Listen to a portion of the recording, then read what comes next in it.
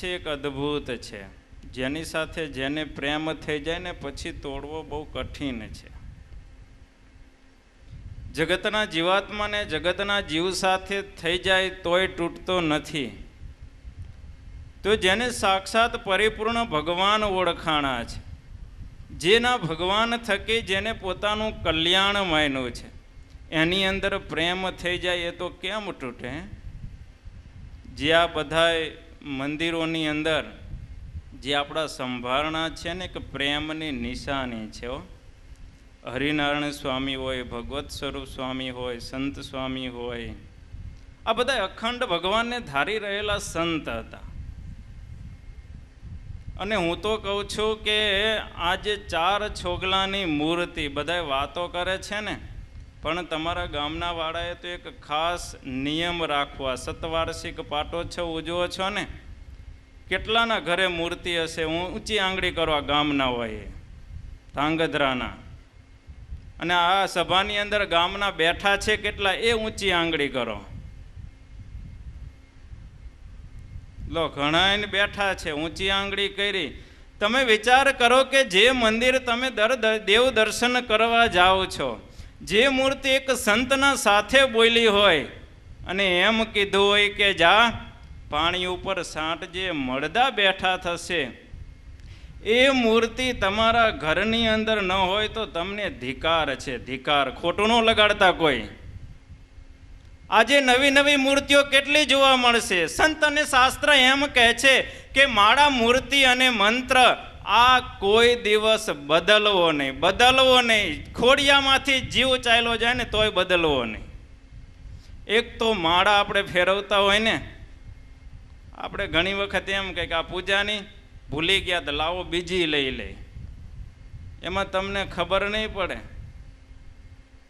પેલા મોટા મોટા જીષ્ણુ સ્વામીને છે ને બધે પ્રસાદીની માળા ફેરવે. અમને ઈચ્છા થાય નાના સંતોને એવી ક્યારેક પ્રસાદીની માળા મળી જાય ને તો અવો ભાગ્ય અમે માનીએ એમ કે.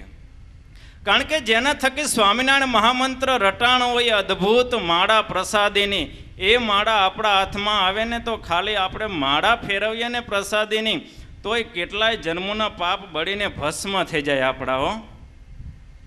એક માળા, બીજું મૂર્તિ. જે તમે 4 છોગલાની મૂર્તિ, 4 છોગલાની મૂર્તિ જ્યારથી ઉત્સવ શરૂ થયો ત્યારથી સાંભળા જ કરો છો, સાંભળા જ કરો છો, સાંભળો છો ને.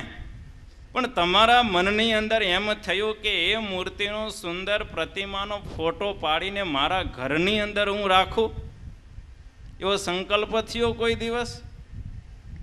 કે જે મૂર્તિના દર્શન કરું તો સંત યાદ આવે, જે મૂર્તિની અંદર કેટલી તાકાત છે, મૂર્તિના હું દરરોજ ઉઠીને દર્શન કરું. માળા, મૂર્તિ અને મંત્ર. મંત્ર કહેતા આપણને જેને ગુરુ મંત્ર આપ્યો હોય એનો પણ ક્યારેય ફેરફાર ન કરવો. જે મંત્રનો જપ કરતા હોય એ મંત્રનો ક્યારેય ફેરફાર ન કરવો. તો આજથી બધાએ તમારે નિયમ લેવો જોઈએ કે અત્યારે ટેકનોલોજી, ખૂબ આધુનિક ટેકનોલોજી આગળ વધી રહી છે. તમારો મોબાઈલ હોય ને તો મોબાઈલ ઉપર પણ આ 4 છોગલાની મૂર્તિનો ફોટો હોવો જોઈએ. કોમ્પ્યુટર ઘરે હોય તો કોમ્પ્યુટરની અંદર પણ ફોટો હોવો જોઈએ. જ્યારે જ્યારે કોઈ પણ તમે મોબાઈલ કે કોમ્પ્યુટર ખોલો તો 4 છોગલાની મૂર્તિના દર્શન થાય ને તોય તમારો સારો એવો દિવસ સુધરી જાય. માટે વાલા ભક્તો, વિશેષ તો કાંઈ કહેવાનું છે નહીં. સુંદર સુંદર વાતો આજે મને પણ સાંભળવા મળી. કેવા મોટા સંતોના, કે કેવા અદ્ભુત મોટા સંતો હતા, વચન સિદ્ધ પુરુષો. એમના જેવા ગુણો આપણામાં આવે. વિશેષ કરી અને વાલા ભક્તજનો, આ 150 વર્ષ મંદિરને પૂર્ણ થયા અને 100 વર્ષ મૂર્તિ પધરાયા પૂર્ણ થયા, એ બદલ અહીંયા આવી અને ખૂબ ખૂબ તમારા બધાના દર્શન કરી ખૂબ ખૂબ આનંદ થયો. વિશેષમાં પૂજ્ય ગુરુ શાસ્ત્રી સ્વામી શ્રી ધર્મરૂપદાસજી સ્વામી, એમનો પણ ફોન આવેલો. મેં વાત કરેલી. સ્વામીએ પણ કીધું કે ધાંગધ્રા એ તો મહાન પ્રસાદીનું મંદિર છે, મોટા મોટા મુક્તો પણ ત્યાં રહી ચૂક્યા છે. તો સારી એવી સભાને અમારા જય સ્વામિનારાયણ કહેજો. તો પૂજ્ય ગુરુજીએ પણ જય સ્વામિનારાયણ કહેવરાયા છે. અસ્તુ. જય સ્વામિનારાયણ.